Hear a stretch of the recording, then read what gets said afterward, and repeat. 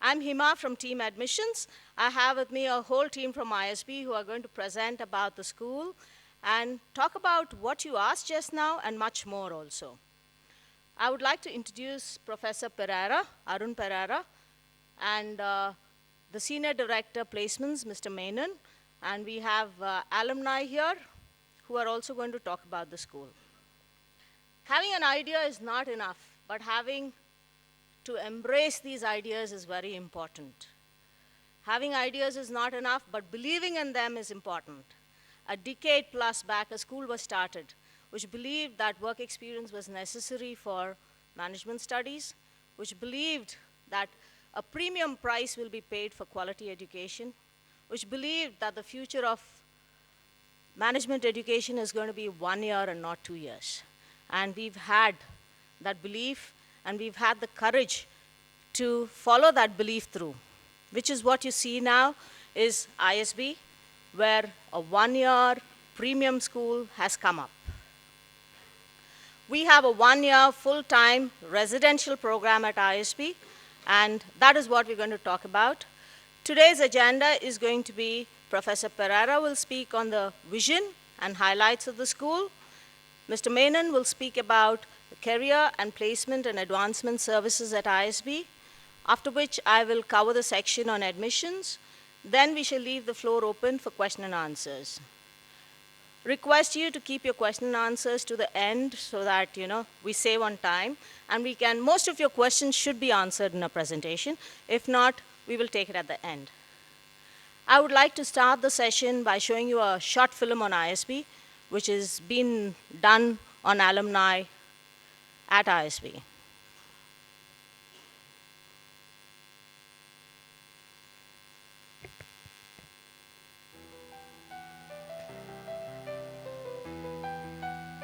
For me, one of the most inspirational moments in my life was when I watched Leander Pace win the Olympic bronze medal at the 1996 Atlanta Olympics.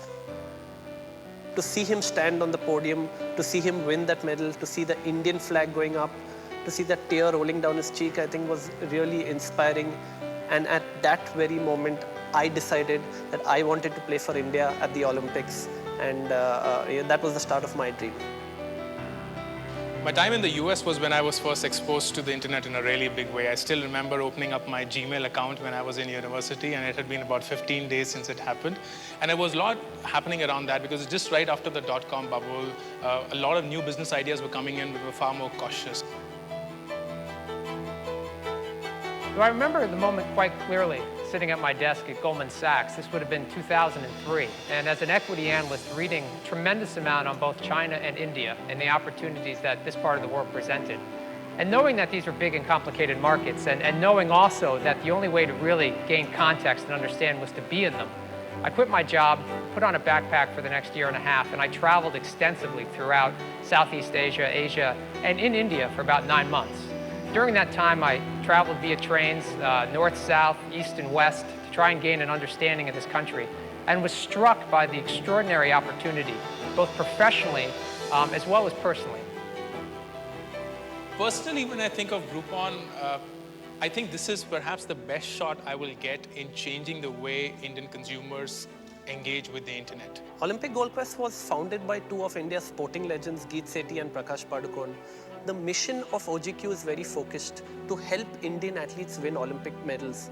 All of us have been athletes, all of us have been through the grind, and we have been frustrated that the talent was there but the support system never existed. And that's what OGQ aims to do. We aim to bridge the gap between where Indian athletes are currently and where we need to be to help challenge for Olympic medals. So Espada is an early-stage venture capital firm operating in India, focused on what we call essential services. India has a very vibrant venture capital ecosystem, but much of that money is focused on technology.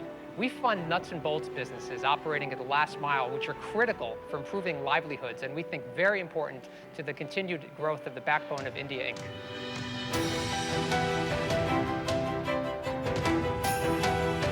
Everyone in my world knows this. The 1 year at ISB completely changed me as an individual.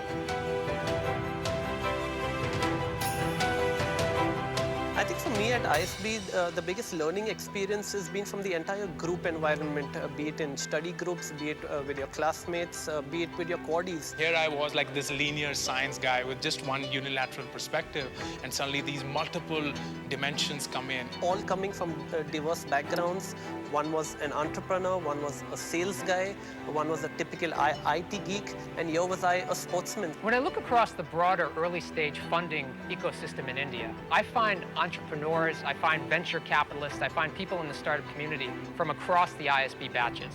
There's a tremendous amount of entrepreneurial activity that comes directly out of the school. In fact, the first deal we did out of Espada Investment Advisors was found via the ISB networks and negotiated right here in this room. When I look at my year or years post ISB, I think two things really changed. One is my ability to take risk. I'm a lot more confident, and as an entrepreneur, that is extremely important. And second is the network. The ISB alumni today is spread across the entire world, almost every company that you can think of. And as an entrepreneur, I know that these alumni or these companies are either my future clients or my future service providers. That for me is the ISB experience.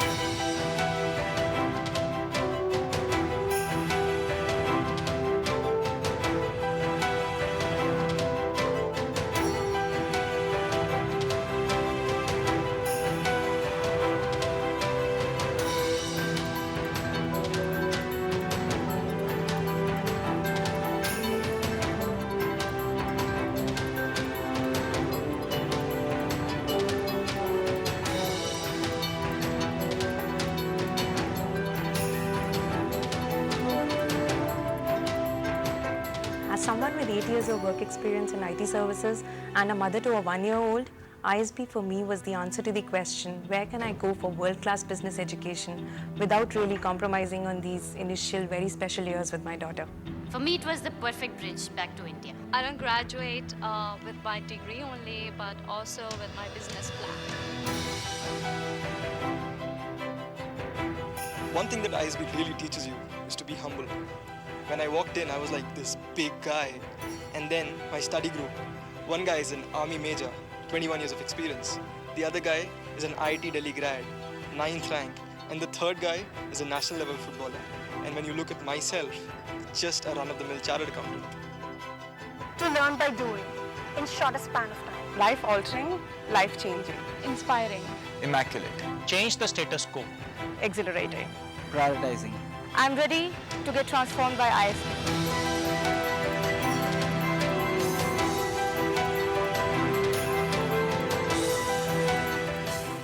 Different people, different statements. So we've changed the status quo and we're going to set new roads. Ladies and gentlemen, it gives me great pleasure to introduce Professor Arun Pereira. He's a PhD from University of Houston, has taught and consulted in the US for over 2 decades. Currently, he's a professor at ISB teaching marketing and entrepreneurship. He also he's the executive director of the Center for Teaching, Learning, and Case Development. I welcome Professor Pereira to take over the session and speak to you about the school. Good morning. Very happy to be here. I can feel the energy from a lot of you. It is exciting to look at people who want to move forward, take their careers forward. It's always exciting to be in the midst of such people. That's one of the reasons I'm in ISB. Let me give you a sense of what ISB is like as we go forward in the next couple of hours here. If this was going to be my class, that if I'm going to start teaching right now, here's what I would do. I would say, pick up your telephones and power them on. And I think some of the alumni here are quite shocked because it was just the opposite that we used to say last year or year before last. Today I'll say, take your telephones, we are ready to study, power it on. Why do you think I would say that? What is the possibility of actually having a powered on telephone in the classroom? Any thoughts? Digitally connected. What does it do for you or for the teacher? You can get information. Remember, this is powerful technology that you hold in your hands today, which was not the case maybe 2 years ago. And I, as a teacher, should be able to leverage that technology for what we call active learning, right? Gone are the days where you have the teacher who is sort of what we call the sage on the stage, the guru giving gyan, right? That's not learning. Telling is not teaching. Listening is not learning. Well, it can be, but it's not very effective. What you want is active learning. So, for example, if I throw a question at you, let's take a question, or let's throw a provocative statement. All of you are working or have some sense of business, I would think, if you're looking to get into an MBA, at least your customers. So you have bought things. So if I ask you this statement, I'll tell you this statement and ask you, do you agree or disagree? You don't price a product, but you price the customer. What did I say? Don't price the product, price the customer. How many of you agree with that? 1, 2, 3. So I got about 30% of the people agreeing with it, about 70% disagreeing with it. Now, I could have leveraged your phone as a voting machine, right? So I will be doing that this term, coming term in ISB.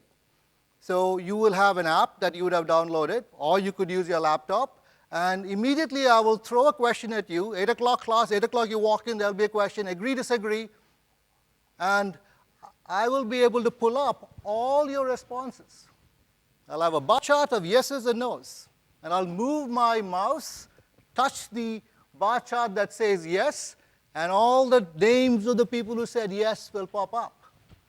Then I'll call on you and say, hey, Rajiv, you said yes. Why did you say yes? Can you defend that? And someone who said no, well, let him defend his position. Learning takes place when there is active interaction among diverse groups of people. And we have to leverage that. Gone are the days that you'll be simply sitting in and taking notes. That's not what effective learning is. Today, when we talk to our faculty, we say, look, if you're going to walk into the classroom, make sure you're going to do something that means that you have to have people in close proximity with you, that they have to be within the 4 walls of the room. Why should you be in the 4 walls of the room if I'm simply telling you something and you're simply copying down notes? That's a complete waste of everybody's time, right? That's passive learning. I might as well record that, put it on YouTube, and you can watch it. In fact, it's even better because you can pause and rewind and think about it. If I'm simply giving you, a lecture, a direct lecture, you're furiously taking down notes, hardly having time to think about what the implications of those thoughts are. It's so much better for you to watch it at your own pace, and the professor does one good job of recording it, have it as a webcast. You look at it, and you come to the classroom immediately and say, pick up your phones, let's discuss this. So it's simply to give you a sense of the kind of cutting-edge things that we do in ISB. So let's step back a little bit before I get into what we call the vision of the ISB and so on, and ask a fundamental question. Why do business schools exist? Think about it. If you think about it, you will say that, well, on one hand, you have people like you, right, who want to enhance their careers. And on the other hand, you have companies who want well-qualified, well-trained managers who are going to lead their companies into the future. You have companies. And the business school simply facilitates this exchange. So as you think about it, ask yourself, what characteristics should the business school have that ensures that this facilitation is very effective? right? And you should simply go to that school, ISB or otherwise. So what would be sort of the characteristics of a good business school that brings about, right, this exchange of people who want to enhance careers and companies who want to get the best? And if you think about what would be some good.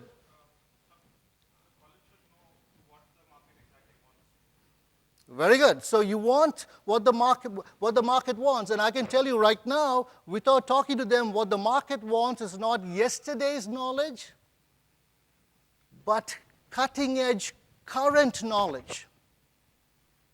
Right? So what am I saying? That you would want to go to a business school where there is what we call knowledge creation. Cutting-edge knowledge creation, so that the graduates are getting, from the very people who are creating knowledge. These are faculty who are doing, cutting-edge research. Because that research that produces new knowledge is going to get into textbooks 2 years down the road. And that will be taught by business schools, 3 years later. Well, you can go to those schools, but you are lagging in terms of your competitive edge. So here is one condition you want in a business school that can facilitate this exchange. You want current cutting-edge knowledge creation. And you got to go find out where that happens. So think about this, right? So achieve means what? It's not simply knowledge that you keep to yourself, but you have to apply and you're going to make an impact somehow, either in a company or in your career or the company that you start up with, right? So you want to be able, which means what? So the knowledge creation is there, but the knowledge dissemination, right? How learning takes place. It's got to be applied learning. So what I just discussed with you, right, we just talked about, price the customer, not the product, and we had a discussion, that's active learning, we can discuss that. But now that's got to now translate into actual application in the real world. So think about all sorts of concepts, right? Simply getting the theoretical knowledge is one thing, but it's a whole different issue to be able to apply. This is what we call the transfer of knowledge from the classroom to the workplace or to your careers. So what I'm saying is this. I don't know where you're going to go do your MBA, but I think you should look at MBA schools that have these two characteristics. Knowledge creation, cutting-edge knowledge creation. And number two, very effective knowledge dissemination, which means not lecturing. Dissemination means active learning. So let me step back and say, where is the possibility of getting this? And I'll give you my example. So I spent about 25 years in the US, and I decided to come back for personal reasons. And I was looking for a business school to come to in India. And it turns out that the very two things that I talked to you about, knowledge creation and knowledge dissemination, are exactly the same things that good professors want. They want to be in a place where knowledge creation is incentivized, encouraged, and rewarded, that I can do my research. It also should be the place where knowledge dissemination is very effective, that you are encouraged to be innovative with regard to teaching, right? That there's all the resources that are provided. And when I looked around, there was no contest. There was one school, it was very clearly the one that did this both very well. And it was ISB. I concluded that. Now you have to make your call as to which school has both knowledge creation, knowledge dissemination. To me, it was no contest. And it's not just me. There are other outside validating agencies who will tell you that. There are research studies that show that ISB's research is far ahead in terms of quantity and quality than any others in this part of the world. You will see, for example, there is this stamp there called AACSB. That's an accreditation stamp. Only 5% of the world's MBAs have that stamp. And ISB is the first to have got it in India. And it means what? It means that you had a vision and you're living up to it. So if I could move up to that vision statement, can I?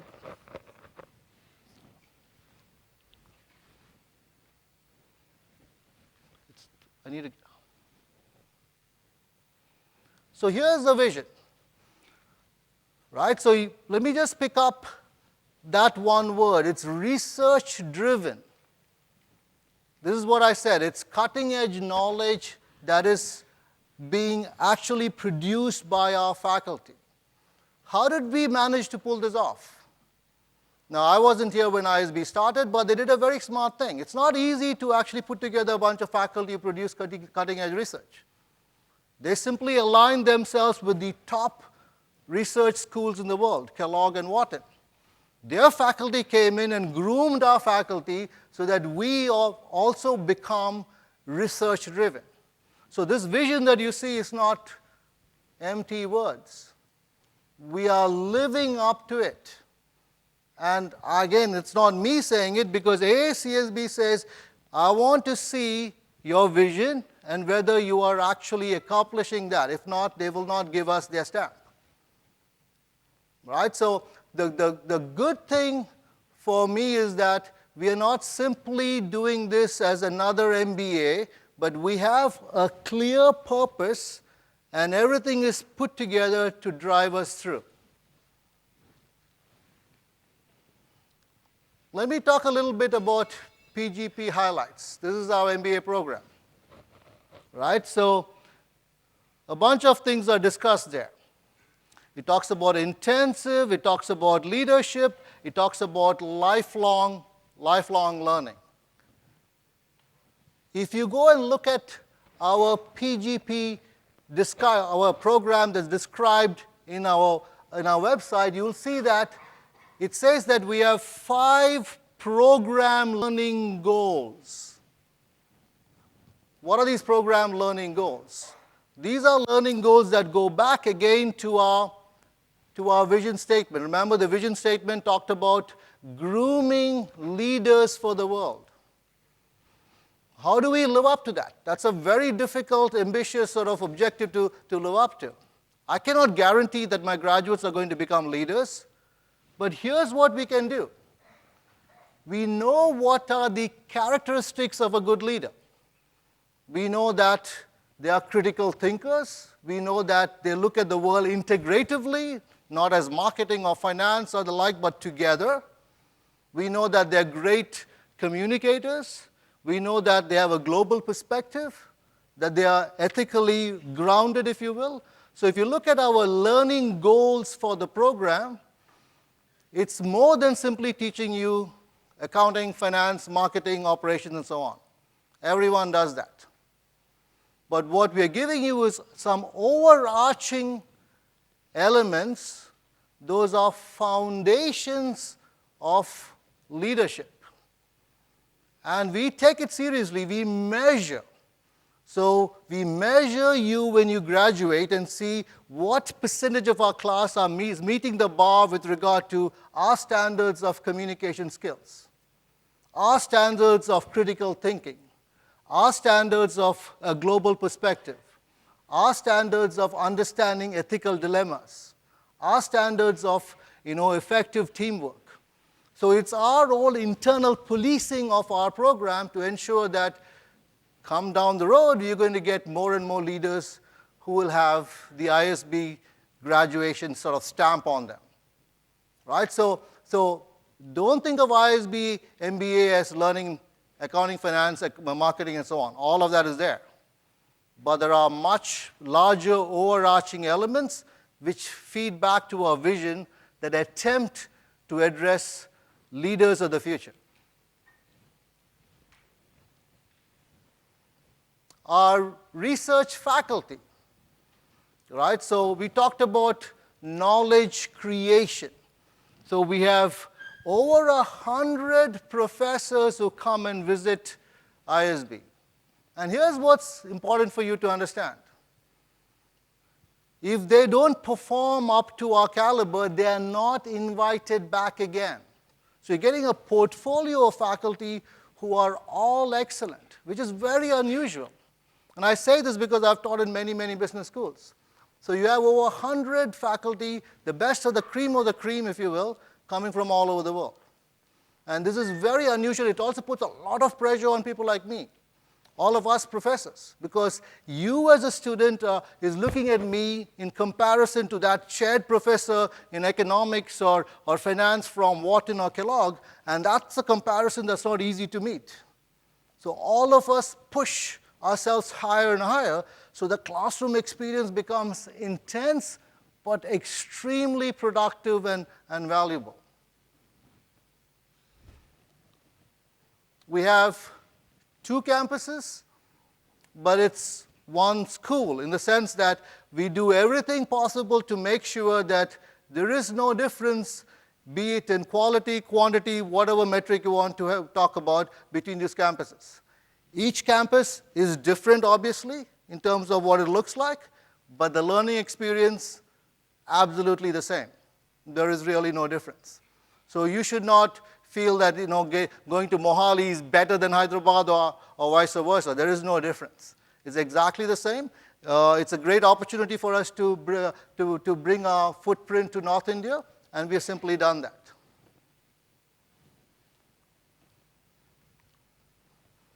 So 3 types of learning. I touched on one of them, right? Active learning. This is what's called the flipped classroom idea, what I just discussed with you. What's a flipped classroom idea? Have you ever heard of that word, flipped classroom? Anybody?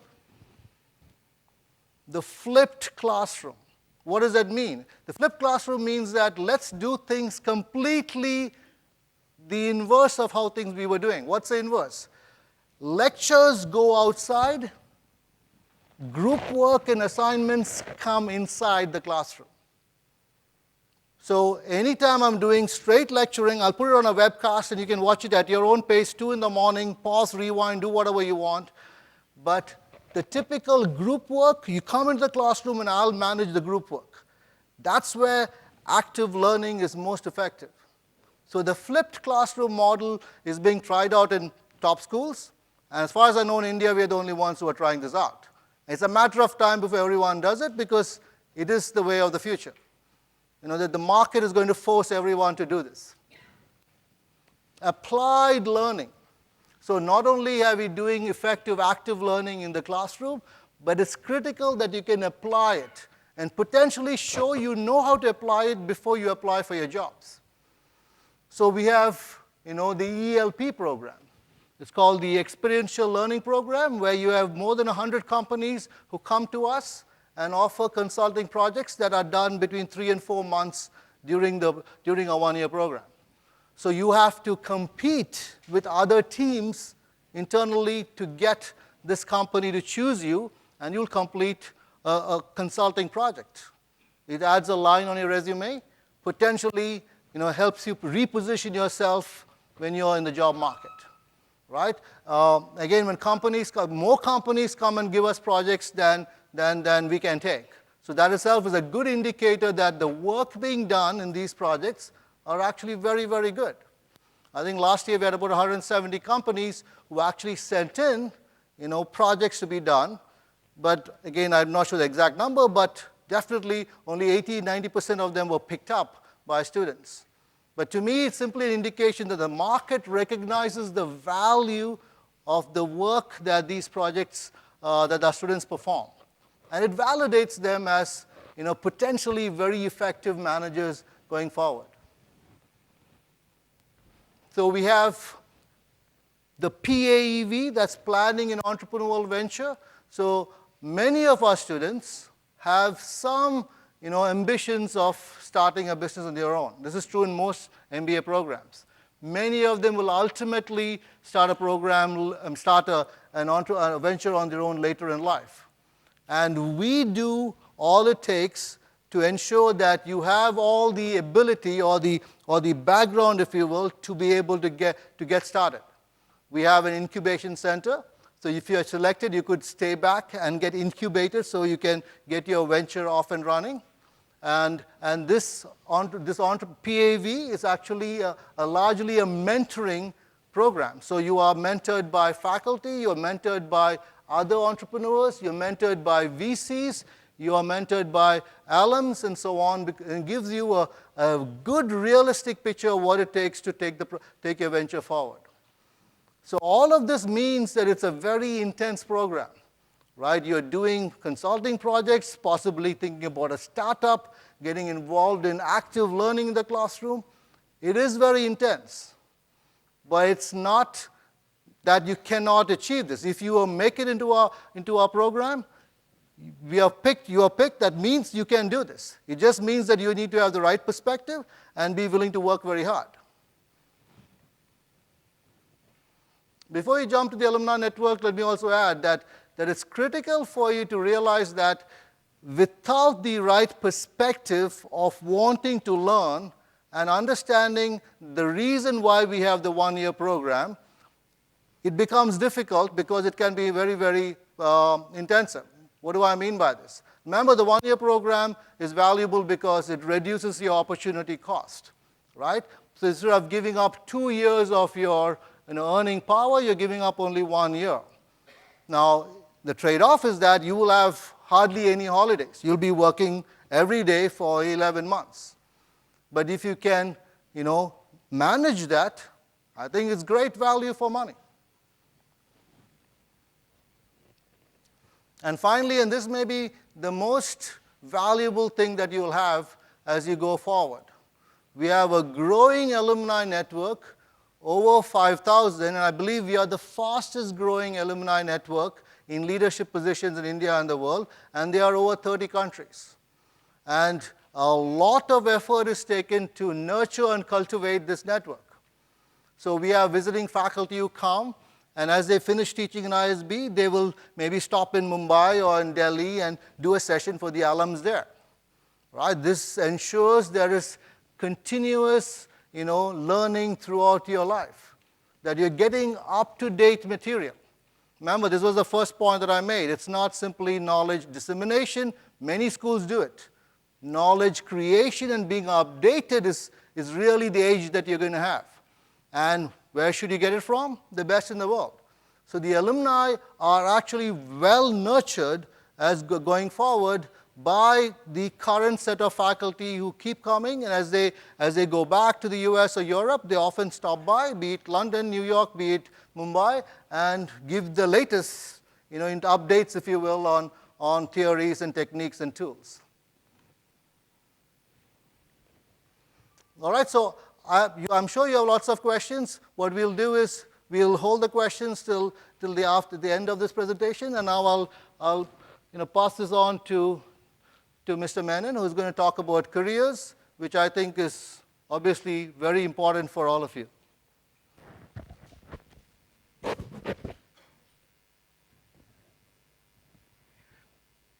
Morning. I could do with a few good mornings here. Okay, so you got into a very fast-paced program. The good news is that you have a 4-day week. The bad news is that the 3 days are worse. So that's how the program kicks in. Okay, it's a very tight program that kicks in. And so you joined in April, you've gone through the core terms. It's a 1-year program split into 2, so you have 6 months of core, 6 months of electives. So April, May, June, July, August, you finished your core, chosen your electives, you bid, you choose electives by bidding, it's not based on performance, so you kind of bid what you want. Everything in ISB involves trade-off, okay? So suppose you want to go in for an exchange to Wharton, okay?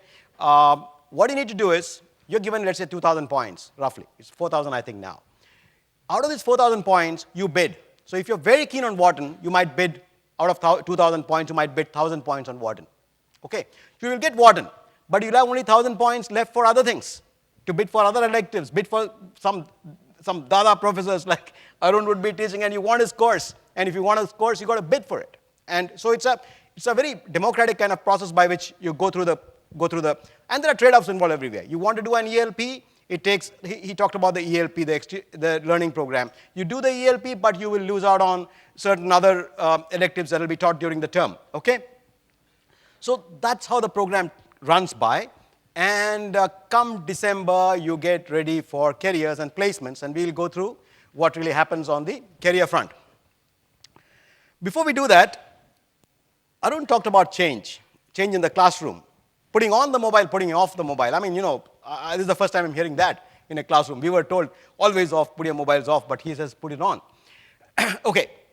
Similarly, there are a couple of changes you need to understand in the marketplace, and I've been handling careers now for 10 years, so the last 3 to 4 years have seen change of serious magnitude. And I think MBA or otherwise, you need to know what these changes are. First deals with moving markets. Markets are moving. Markets are shifting. Roles are shifting. Can you name 3 countries where the demand for premium MBA talent is very high? Can you name 3 countries where the demand for premium MBA talent is very high? And the caveat here is, you can name a lot of countries, but I'm looking for 3 that's there in my head, okay? So what do you think are 3 countries where the demand for MBA is very high today? Premium MBAs. India is correct, but that's not there in my mind. India is correct, it's a given answer. China, BRIC, Singapore, Russia. You haven't got even one that's in my mind. Russia, US, Africa, okay. Germany, Qatar, Spain. Okay, see, all these are growing markets. I don't know about US, but all these are growing markets, okay? But the point is, no, US is a growing market, but there are other reasons why US is a difficult market because of visa and all that. We'll come to that later. See, markets which were earlier not seen as MBA destinations. Thailand, it's a major growth market, 5 years back, it was a lesser destination, no longer. Why is it a growth market? Give you an example. There is this major consulting company. They moved their entire offices from downtown Singapore to Thailand. Why would they do that? Cost, okay. Downtown Singapore is 10 times more expensive than Thailand is. Thailand is well connected. You have the net, you have the mobiles. It's well connected, okay. So Thailand, really go there. I'll come to it next. Africa, someone talked about. That's another major market growing. Now, like Arun said, look at it from the customer side. If a company from Africa wants to get you, what do they have to do? Because you can work in Bombay and get a good job and a good role. Why would you want to go and work in Indonesia or Africa? What do the companies have to do? They have to make you, like the Godfather kind of thing, make you offers which you can't refuse. So these markets are today making phenomenal offers which give you accelerated roles. They give you roles which are very, very quickly accelerated. That means you might take 10 years to reach a particular level in India, but you're in 3-4 years, you're hitting that role. You're handling SBUs, you're handling markets. Okay? Second issue, which is which ISB specific kind of thing. When it comes to careers is not a one-way street. Careers is not that you want to join ABC company. Careers is about they want you in. And they are as keen to get you in as you are to get in those companies. Imagine a consulting company. You take McKinsey, BCG, whatever. What is their asset? Is it large machinery? Is it large buildings? Is it large three-dimensional things? No. It's about people. Every year, close to about 50, more actually, probably every weekend there'll be 2 companies in campus. About 40, 50 senior people from these companies come over to just train you to get into these companies. They come and train you. These people are not easy to get. They are all, consultants and partners of major companies. Why would they do that? It is because they want to ensure that the right people join their companies. Okay? So that's how the tenor happens in a place like ISB. Companies are as competitive as you are. Remember that. Companies wouldn't want to lose good talent. 5 years back, Lever saw that they were not getting the talent they wanted from ISB. So what did they do? They said, okay, MBA is fine. I mean, a PGP program is fine. But we want you to understand what's happening in the marketplace. How does sales happen? What is a CNF agent? What is distribution? How do you do a sales route planning? In an MBA program, it's kind of more at the top. So Lever said, or they are right now, they started something called management and practice. So their top leaders, okay, each vertical head comes and spends time with about 50 students. They pre-select much before December happens. They pre-select 50 students, take them through a complete, I think it's about 6 sessions of 4 hours each, 3 hours each, and ensure that all of you are best prepared when they come in December for the placement. So this is how the traction builds up, okay?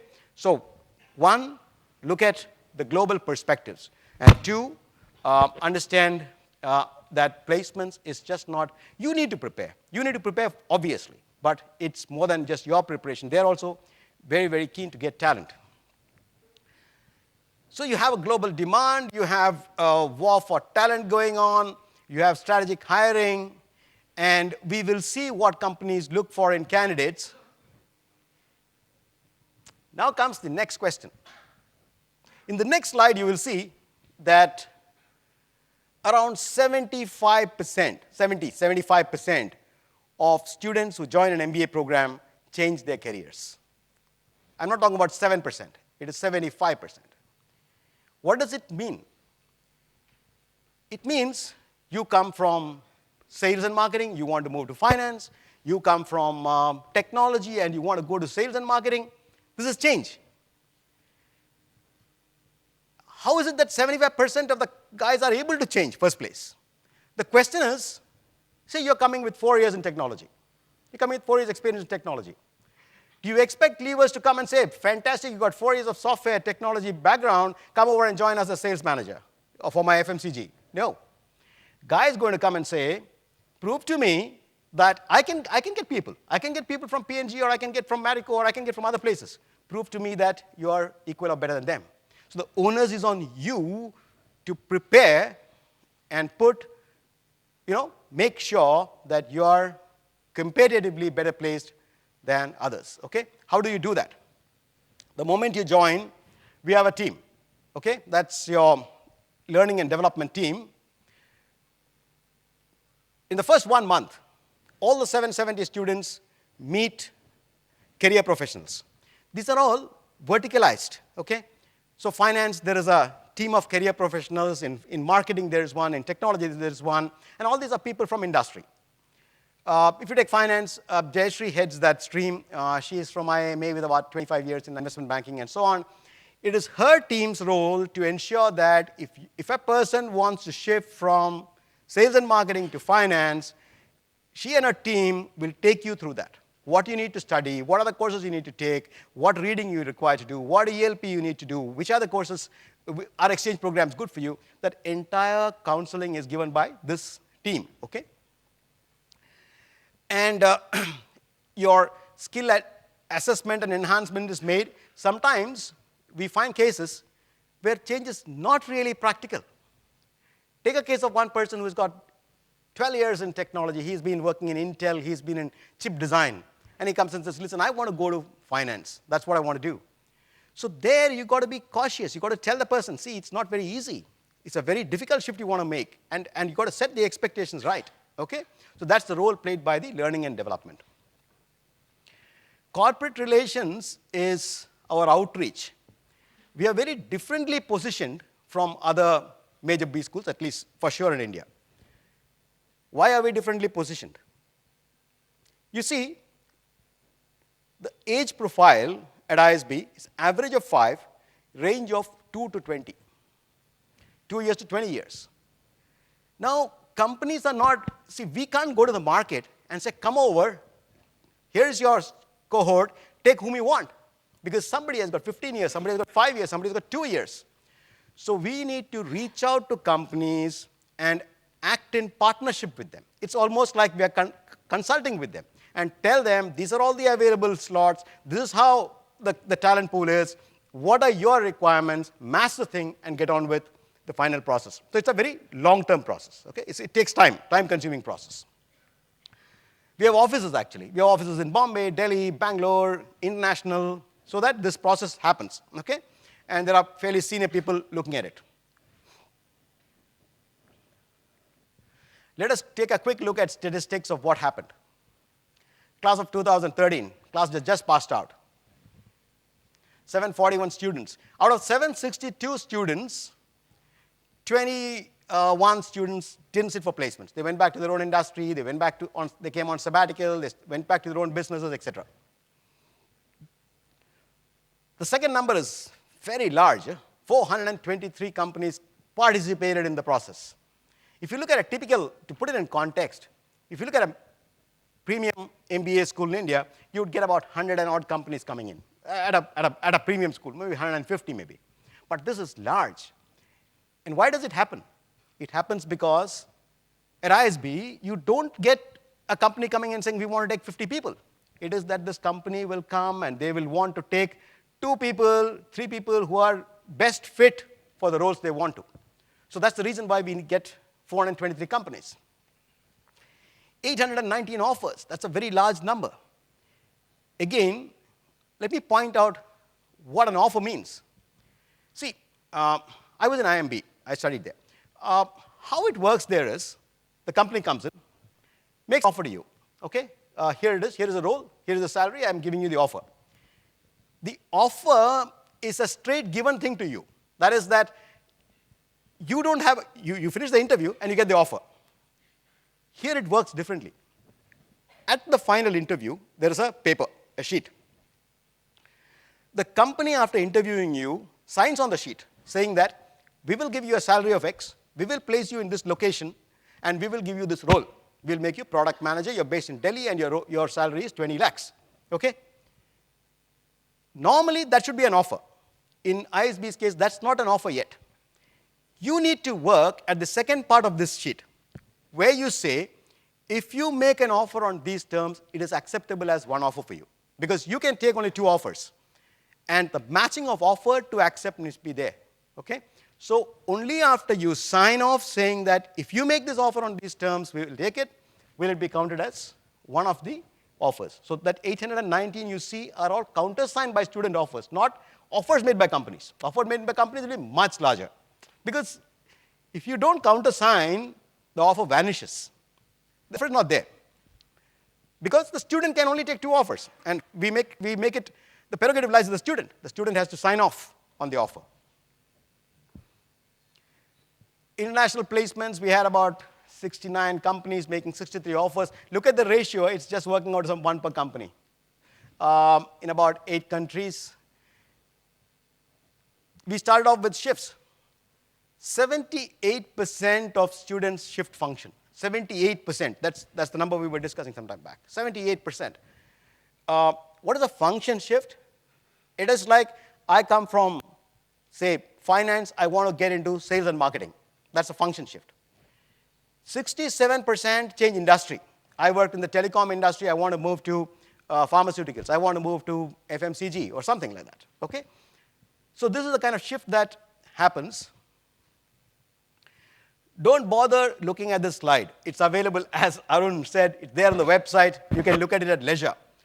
But here, in the same philosophy of active learning, I'm only pointing out one small thing out here.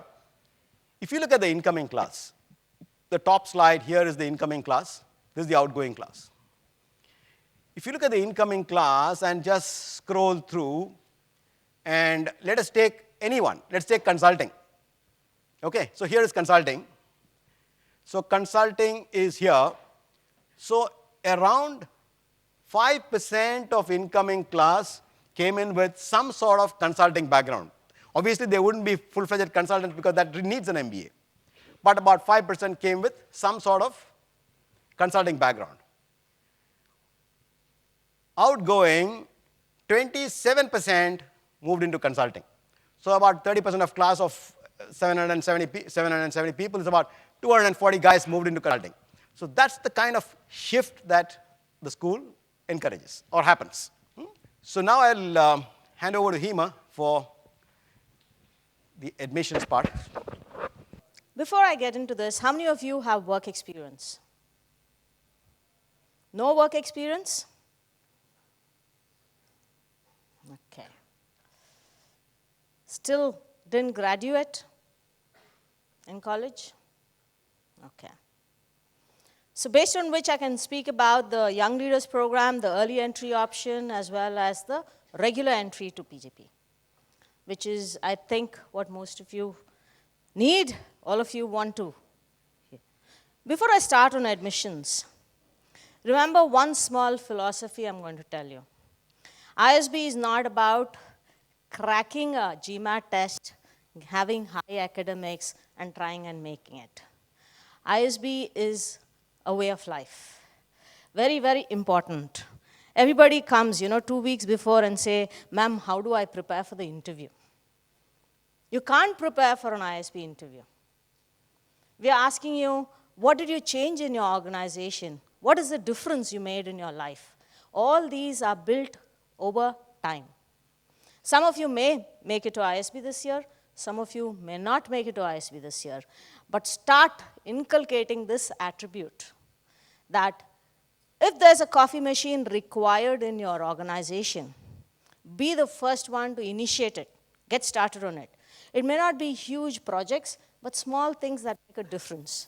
And this is what's going to count in your application later on. Very important. The PGP entry options, there are 3 ways you can get into the postgraduate program. One is with 2 years of work experience. There's an early entry option we have for freshers and with people with less than 2 years of work experience. The application process is the same for both these options, and it's just that for one you have work experience, the early entry option you do not have work experience, but you apply, get an offer, and defer the admission for 2 to 3 years. The Young Leaders Program is when you apply to ISB in the pre-final year, and you go through GMAT, you can submit your GMAT later on, and then you have an interview, and that's when you get into ISB after 2 years of work experience. It usually works out to 1 year, 10 months, 11 months, but that's okay. It's the Young Leaders Program that you have. The deadlines for these are Cycle 1, September 15th, Cycle 2 is November 30th, and the early entry option is January 15th. Let me preempt some questions here. Deadlines, Cycle 1, Cycle 2, there's no quota of seats that are allotted. It is based on merit that students are chosen. It may be that 300 seats are given out in the first cycle, but if the pool is very good, maybe 400 seats are also given out. It will depend on the admissions committee and based on which the decision is taken. But the entry options are equally good for both the cycles. Why do you have 2 cycles? Why should I apply early? Why should I apply later? It's up to you. If you feel your GMAT score is sound, everything else is fine, you're prepared for it, please apply for the first cycle, go for it, and get your decision early so that you can make your transition into ISB earlier. If you feel there's something that can be improved in your resume, like you're expecting a promotion after your quarterly sales, or you want to retake the GMAT and improve it by a couple of points, do go in for the second cycle. There's no hard and fast rule that first cycle there are better chances, second cycle there are better chances. You see the top thing, admissions requirements. 5 points I want you to remember. It's the leadership potential they're speaking about, academic credentials and personal attributes. We first look at your academic scores and your GMAT score. Okay? Once we look at these, we see that you can cope with the rigor of the program. We don't want you to pay 25 lakhs, come into the school and flunk in class, right? So we want to ensure that, after which we look into your essays and recommendations and then decide whether you should be shortlisted for an interview. I know I'm going to get questions on, what's the weightage you give for each category? There's no weightage given. At ISB, it's not a clinical evaluation policy, but it's a holistic evaluation of an application. You can never compare a doctor's application to an engineer's application. You can't compare a fashion designer's application to an architect's application. So it's a holistic evaluation. We just look at your academics and GMAT to ensure that they're strong enough for you to cope with the program. Then we go on to the others. What are the other factors we are looking at? We define it as leadership potential. What is leadership potential? Can anyone tell me? Who's a leader here? Okay. Why are you leaders?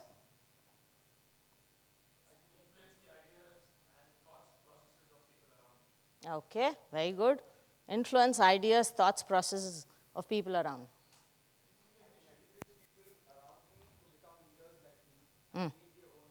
Okay, motivation.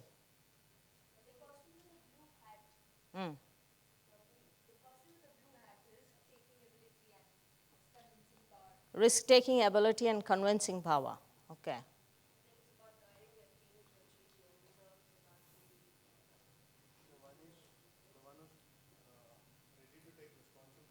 One who's going to take responsibility, one who is going to guide the team to achieve their goals, all these. Different perspectives on leadership and what it entails. You see, in a room like this. And imagine us reading so many essays on this. Does anybody want my job? Reading these essays on blue hats, on potentials, on motivation, and other things. 5 aspects to keep in mind when you do. Your academics and your GMAT are done. Your essays and your recommendations are very, very important. From these, we are gauging 3 different things. One is your extracurricular activities. Do you have anything which differentiates you from the rest? Your quality and depth of work experience. I am the best sales manager in Navi Mumbai. I've done and introduced a new product in Cochin. Have you done these things? These quality and depth of work experience. And these should be reflected in your essays as well as your recommendations by your bosses. And the last one is leadership potential. This is achievements you have and initiatives you've taken either in the workplace or outside the workplace. Maybe you're a passionate golfer and have played golf at the state level. Please tell us about it. We're willing to look into your application for that. How many of you would say you are diligent, focused, hardworking people? The rest are not diligent, hardworking, or focused? Smart workers. Very interesting. Because you open an essay, or you walk into Infosys and say, who's diligent, who's hardworking, who's focused, and everybody raises their arms. That's the essays we get. Please be careful about the adjectives you use in your essays. Your essays, first essay is, how do your attitudes and skills differentiate you from others? Then diligent, hardworking doesn't differentiate you from the rest. Okay, everybody is diligent. I'm not, but I claim I am. So how do you judge? Okay? Second is the essay on career. A clear focus on why you want an MBA, how ISB is going to help you achieve your goals is very important. How many of you have logged on to the application? Today. I'm just going to go back and count how many of you log into the application. Okay? If you are really serious about your MBA and ISB, you have to log in today and start work on it. Because these essays are a huge reflective process where you're going to go, attempt it once, think about it, and go back to it again and redo it, and again redo it. You're probably going to redo it 4 or 5 times before submission date. So please, please, please, this is the biggest tip I can give you. Let it be ISB or any other MBA application. Just go in and log in today so that you can work on your essays. And your recommendations, your boss is going to go on holiday, he's going to do a lot of other things, so send out those recommendation mails to them, saying, hey, I would like to do an MBA. Please send in my recommendations. Very important. These essays are reflective. You keep going back to them. You should work on them and put in clear, honest thoughts. Recommendations, we would like them from your immediate reporting manager who knows your work very well. We know people say, I'm going to get it from Anil Ambani. We know Anil Ambani doesn't know your work. Okay? A reporting manager who has done it, who knows your work is important. If you have done some work outside your work, like organize Red Cross Nation camps, please get it from the director of Red Cross, saying that she or he has done very good work outside this. That's also okay by us. It doesn't have to be just from your workplace. Entrepreneurs, you can take it from your auditors, business collaborators, clients, bankers, all these people can give your recommendations. But somebody who knows your work and who will say, it's good. Another tip I'm going to give you here is, please do not send these recommendations out just like that. And we don't want Ramu is a good boy letter. Okay? This is an MBA application you're making. We want them to say, Smita won the prize in fashion designing at this particular show. Or Ramu is a cracking salesman who increased the territory of this particular product. These things are good. Have a talk with your manager and say, this is an MBA application, and boss, can you highlight these parts about what I have achieved or how I have performed? Very important. How many of you know the fee at ISB? How are you planning to finance it?